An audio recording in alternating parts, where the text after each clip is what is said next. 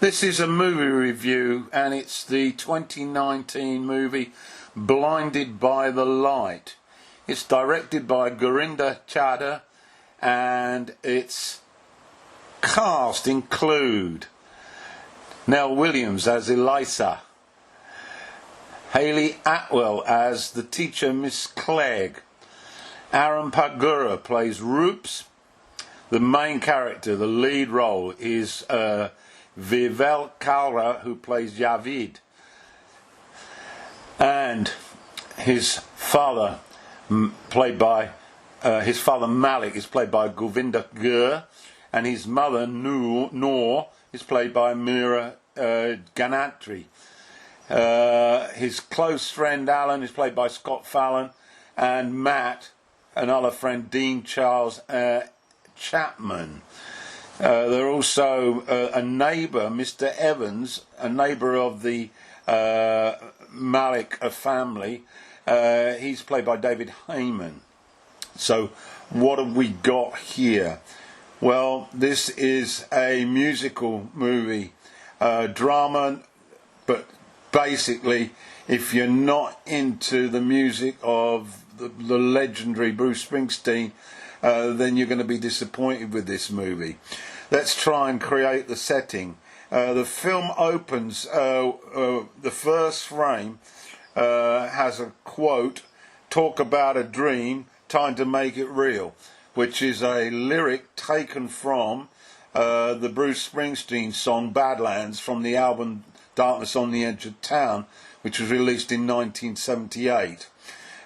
Coincidentally, it was the first album that I bought by Bruce Springsteen, and I still consider it to be his greatest piece of work. It was a highly influential piece of work in my life's development, my musical development. So after that, we see a crossroads leading to the motorway to London, and another sign, which is a bicycle sign, to Luton. The movie is set in Luton. It's a sort of town not too far away from London, in the north of the city. We then spring forward to and then we meet the two boys, Javid and Matt, and they are just received presents, and Matt receives a bike, a BMX bike, and Javid gets a Rubik cube, but additionally a diary. And this starts off a course of action that will be significant throughout the movie. He begins to write, and he develops a talent for writing and a desire to be a writer. Jump forward 7 years, and he's about to start sixth form college, and he comes across a multitude of the real world in terms of youngsters who are 16, 17, 18 years old in the sixth form college canteen. They all reflect what's currently going on at that time in the UK in terms of their preferences. We have the Bananarama girls, we have the Wham boys, we have the Gothic group, and of course we have the Politico group. And he feasts his eyes round the room, and bearing in mind his background is from a very conservative, very rigid family from Pakistan. His father came over some time ago, has a factory job at the Vauxhall plant in Luton, and is very focused on the fact that his son should be educated as a means of getting a job that pays a lot of money, a lawyer or a doctor or something like this. He is very controlling, and for Javid, being exposed to this canteen conjures up feelings that this could be the door to open his life up and for him to break free of the social controls that his father places on him and members of the family. He is the sole opinion within the family group, the sole decision maker, and basically you have to toe the line. Whilst in the canteen, Javid is attracted to Elisa.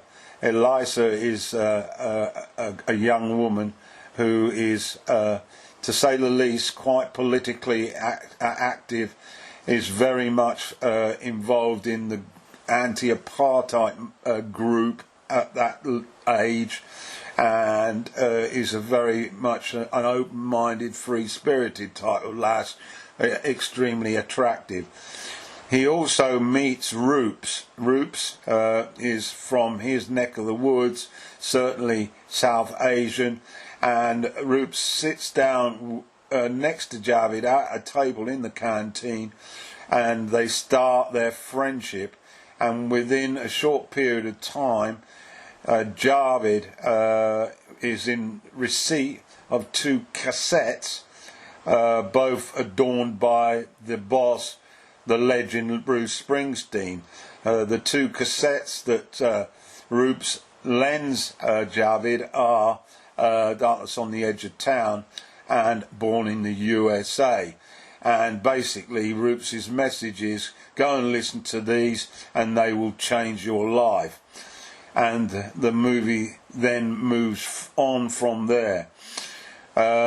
Significantly at the beginning of the film, which I found the most powerful, he then sits down in his first writing class in English and meets his teacher, Miss Clay, played by Hayley Atwell, and she is also quite a political animal, makes it quite clear that she is not too happy on the current Conservative government run by Margaret Thatcher, and indicates that even if you work hard and end up going to university and getting an arts degree, the chances are you're still not going to get work. This lays the platform then, and then she learns about Javid's desire to write and expresses a keen interest, and this emotional support is key to Javid's determination to follow through with his dream. We'll return you to that at first frame. Talk about a dream, time to make it real. That sums up this film in terms of Javid. What then follows are a number of scenarios. We touch on the racism that was endemic in the cities at the time. The skinhead National Front were awake and alive and extremely violent, and the Pakistani community were at the forefront of the attacks. Who can forget the famous statements made by youth, white youth that was, going out for a night of Paki bashing. So that is quite vivid. We also trace the romantic development between Javid and his first girlfriend, Elisa, which is all rather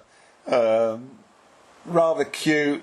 There's nothing very extravagant about it. We don't see any physical relationship. It's not lustful in any way. It's just a genuine desire to be with each other. We also have repeated offerings of the struggle between Javid and his father over his desire to pursue what he feels he wants to do, and this provokes a number of conflicts, a number of outrages by both of them, and the film develops in that way. Alongside this, of course, is the impact of the music. there's a hell of a lot of Bruce Springsteen music in this soundtrack, and Javid quickly develops a taste for it, memorises all the lyrics, and walks around with a Walkman on, singing at the top of his voice the lyric to a bunch of Bruce's songs, which I was very, very familiar with. The songs talk about working class strife, the determination to break free and lead a life that is fulfilling. And this had many echoes. Even though Bruce wrote this music in 1976-7, of course, with the Conservative government, the battle with the trade unions, the mass layoffs, of which Javid's father becomes a victim, losing his job at Vauxhall, the songs ring truths for that particular time, and also pretty strong advertisements for the state of play currently now. The film then becomes a little bit corny, to say the least, as the passion that Javid has for Springsteen's music enables him latterly to go to the New Jersey on a writing sort of conference, and he takes photos of significant places in Asbury Park where the boss himself frequented, and then he returns, and he by this time has split from his father following a horrendous dispute, and we then find the movie leads to a satisfactory resolution of that conflict, and it all becomes a little bit twee at the end. Having said that, I thoroughly enjoyed it. It's not a great movie in terms of the plot, the acting is good, but not exceptional. But it touched that particular time, and as I say, the performance by Vivel Calgary is admirable. If you are into music of the 80s, if you are a Bruce fan, please get along and watch this. You will thoroughly enjoy it. So that's my take on Blinded by the Light.